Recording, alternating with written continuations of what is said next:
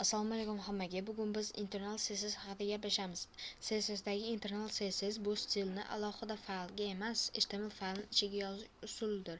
Internal CSSni yozish uchun bizga style tagi ishlatiladi. U odatda head tagi ichida yoziladi. Kelin misol qilib ko'rsataman. Birinchi bo'lib style yozamiz va stylening ichida h1 gulli qavs ochib color keldi qizil qilamiz. Va uni pastidan bitta p ga font size'ini 23 piksel beramiz. 23 piksel. Va endi HTML chiqishi uchun HTML ga ham qilib olamiz. h1 salom p bu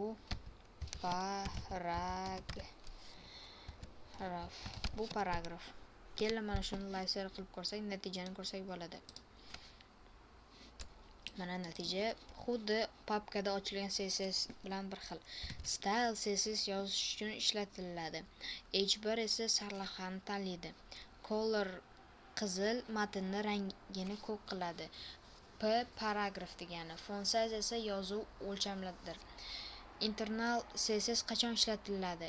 Kichik loyihalarda, bitta sahifada tez sinab ko'rishdadir. Agar loyiha katta bo'lsa, odatda tashqi CSSda style CSS ochiladi. Ko'rganingiz uchun rahmat. Keyingi videoda CSS ni class va ID ni ko'ramiz. Xohlasangiz external CSS yoki inline CSS uchun ham video kontent hali chiqadi. Ko'rishguncha xayr.